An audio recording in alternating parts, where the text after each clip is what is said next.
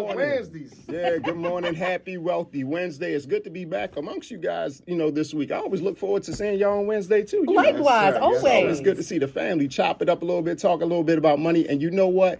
In fact, speaking about chopping it up, a lot of chopping it up is going to take place tomorrow. Okay, as people get around these dinner tables at the grown folk table and the kid table. Yeah. If you ain't get promoted yet. All of that is going to take place. Some people tomorrow. Still sitting at that little table. Yeah, they're still at the with little their table. knees up on that chest. Right. Exactly. Fit under the table. Exactly. A lot of conversations are going to take place. And look, today for Wealthy Wednesday, I want to talk about those very conversations. Okay. Because look, for years, you can expect certain conversations at the family dinner table, right? Yes. You can expect somebody to come in and be like, you know what, man, if we would have invested in Bitcoin in 2007 in 2012, if we did it 2 years ago, we could all be millionaires right about now. You're going to have somebody talking about, we should go into business together and really start working together to build something up, right? Yes. We're going to get the people talking about, well, I got this other investment thing. Look, we could come together as a team, and if you get this person and I get this person, we can all make money. Right. And then we're going to have somebody bragging about being nice in Monopoly. All that's going to take place on Thanksgiving. That's what happens at the table, right? But I want us to elevate a little bit. Okay. Uncle Joe is always here to help us do a little bit better, help myself do better. And that means having some better conversations. Okay, so I want to talk about some real conversations on a financial side that we should be having at these dinner tables since we're meeting together as family, okay? And, even friends, some people are family, but they friends, they're not really blood, but they could be a part of the conversation too, okay? The first group of people I think need to have their own conversation amongst each other is anyone that's in the family that's 50 and up. Okay, and specifically I'm speaking to this group because look, some people think if you have to be in a royal family only, you got to be a king or a queen to have talks about when we pass away, when we go, what's going to happen? What's the succession plan? Okay, succession planning is something that all of us should do. It's not something that's just a part of the rich and the wealthy. It's a conversation that needs to take place within all families. Because too often, as was previously being discussed, people are not prepared for that next chapter in life, whether that be a funeral or living for another 40 or 50 years. And I think one part of that conversation needs to be specifics about, look, if something happens to me, this is who I want things to be under. This is who should have POA. Let's start with that term, power of attorney. Very important. We need to be very specific about who we're going to give power of attorney to if we become mentally disabled, physically disabled, and also financially disabled, meaning in decision making, not able to handle things the way we typically handle things. And of course, if we pass away. So having a real conversation about, look, it can't be your favorite nephew. It's not always about being your favorite cousin. Who will handle this business efficiently? It could be someone that's married in the family. But ultimately, power of attorney needs to be discussed for every single person that's 50 and over. See, I'm not just talking about grandma. I'm not just talking about grandpa. Every single person should have a discussion and should say, and this is a family conversation, because sometimes we don't pick the right people. So sometimes we might need our brothers and sisters and people around us to help say, you know what, let's not just go to one person also and put that burden on one person. Let's see what group of people in the family can do that. You know Uncle Leroy a crackhead. Yeah, listen, don't give him POA. Drink too much. We not That's doing right. it. That's right. And this doesn't have to be a morbid conversation. This No. is just planning. No. But just putting a disclaimer on it, you might start a fight or two. Yes. And I think that's probably why people But it has don't to go have down. Uncle Joe, because they're afraid of, they don't want to think about that person not being here. They don't want to face that moment that could come, but it's better now than later. And it's not just about, like you said, death. It's about planning. A transition of power.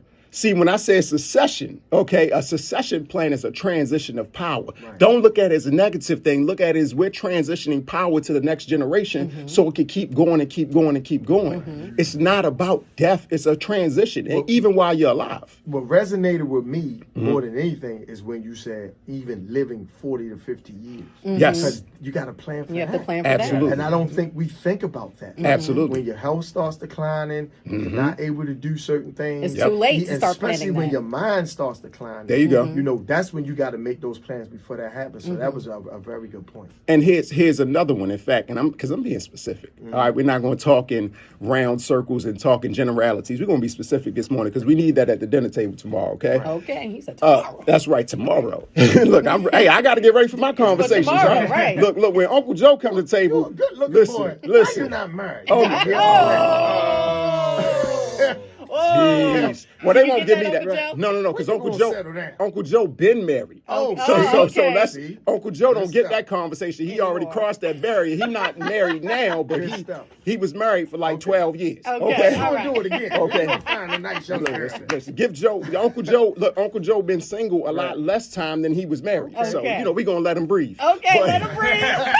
Because you know you got to hear all these conversations. Listen. Everybody all up in It your goes business. down. Yes, but and I'm in the church like that, so I get a whole lot of conversations. All right, I get the church folk and family folk. Everybody like, what you doing? You would make a nice. I know you try to get fixed up all the time. Lord, I be like, but look, when I start talking money, I could get them off. Right. All right. I'm like, how much? I'm like, how much student loan debt does she have? What's Never up? mind. All right, don't worry about it, Joseph. Don't worry about it, baby. That's Joseph. Right. Yeah, my whole government. But listen, y'all crazy. They start moonwalking. Right. Backing out the room, we had some serious talks. Hey, but it's important because again, this is a transfer of power. Right. And the other conversation I was thinking about, even when it comes to housing, something that we don't consider as much as we should is how much it takes to get things that we don't think we can afford. Okay, here's an advantage. If you own a compound as a family, okay, where you have multiple properties on one piece of land. And if that land happens to just do a little bit of farming, the tax exceptions you get for having a farm, for just having a few animals that you may not be selling, but you're raising just to make money and get the exemptions. Rick Ross know about that.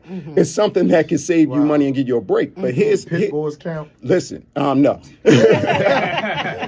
No, we can't. But hey, you could just raise some fish. You know, it's crazy what you could do. But thinking about the numbers, okay, I want to run the numbers by you real quick. Right now in Maryland, okay, in Baltimore County, you can get $1 million property, okay, which has, let's say, if it's one house that has at least 7 bedrooms, 9 bathrooms, okay, and has 2 separate kitchens, you could get that for $1 million today. And this is why I'm bringing up that $1 million property, because within that property, you could have 5 to 6 adults living there. And I'm not talking about adults with kids. I'm talking about our adults that's 60 plus years old. Okay. When you're in that group environment, that allows you to take care of things together. So if someone needs help with their health, with their condition, you have somebody else there. But not even the people that live there. When the money flows well, you can hire people to come in and help because it's a family situation. Now, specifically dealing with the numbers, when I say $1 million mortgage, okay, or $1 million property, if collectively between those 5 adults, they can put down $100,000 from selling one property, okay, let's just say all together, if $100,000 would mean a $900,000 loan, on that $900,000 mortgage, with taxes considered and insurance, you're talking about maybe a little over $7,000 per month mortgage payment. When you divide that up by 5 people, we're talking about $1,200 a month. And Social Security income next year is going to be on average $1,800 a month. So listen to what I just said. Wow. Based on a Social Security check, you could be in $1 million property with 4 or 5 adults. I said 8, 9 bedrooms. That doesn't mean it's not extra bedrooms in there. Right. That doesn't mean it's not extra space. Nobody's on top of each other. And because you have that extra income left over, then you have the ability to, if someone needs to pay people to come into the home to help, you can afford that collectively.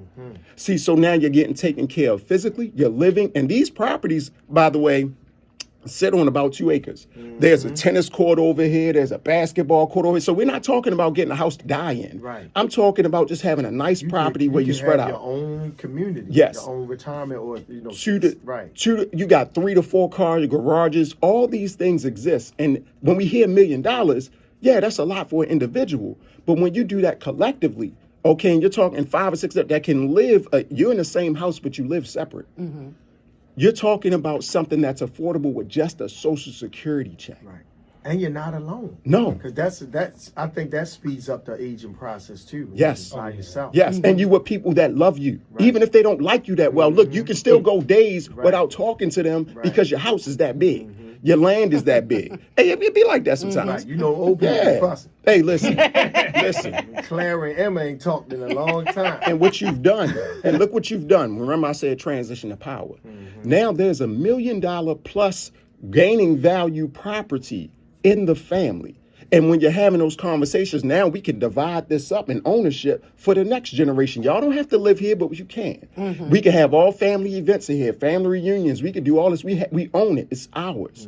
And how we transition it is a transition of power. And that's all without someone making $200,000 a year. That's without that person being worth $600,000. It's off of a basic Social Security check. By simply uniting. That's a conversation.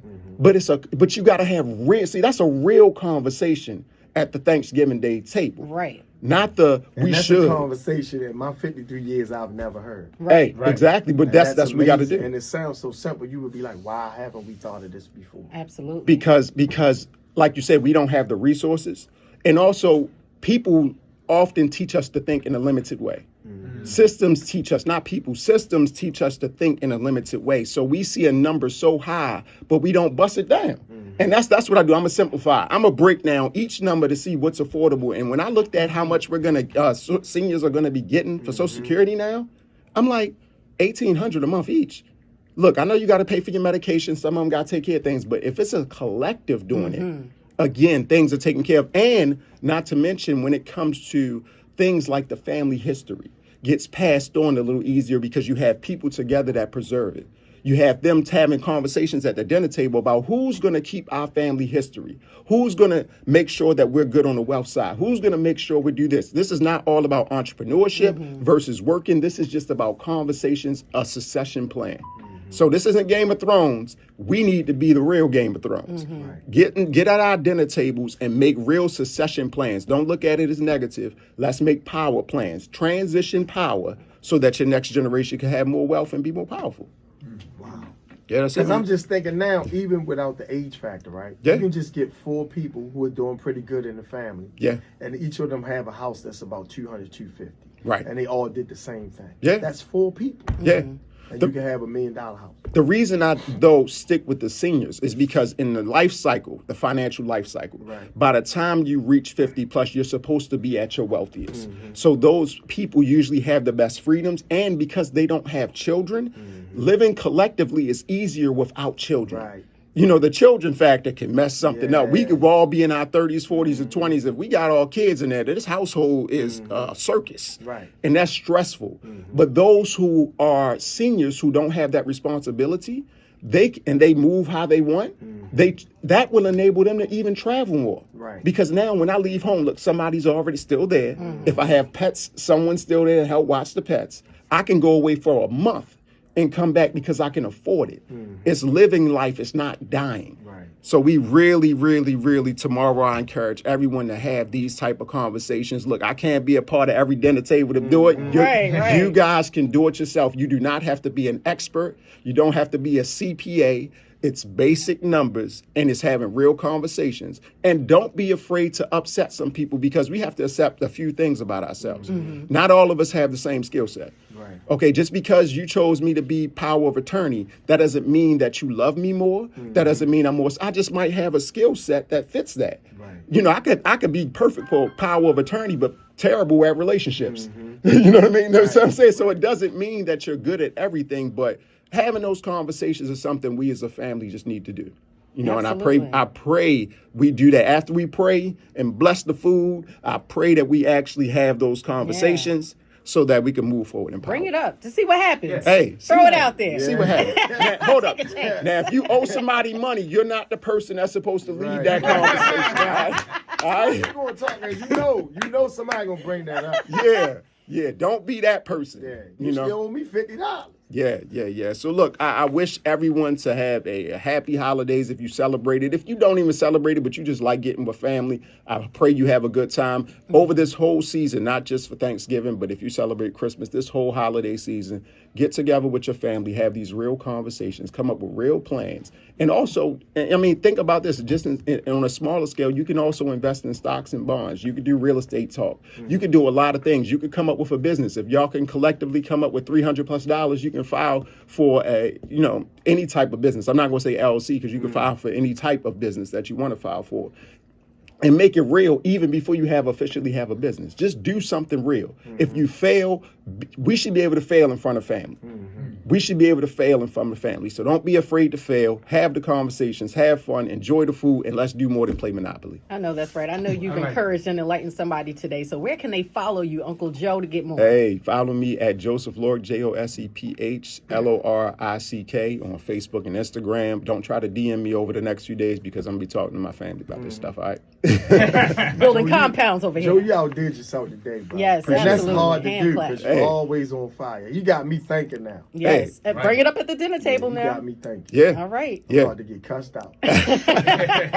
Uncle Joe, we appreciate you. Have a wonderful, wonderful holiday. We're in the mix right now with DJ One Love. It's Good Morning, Baltimore.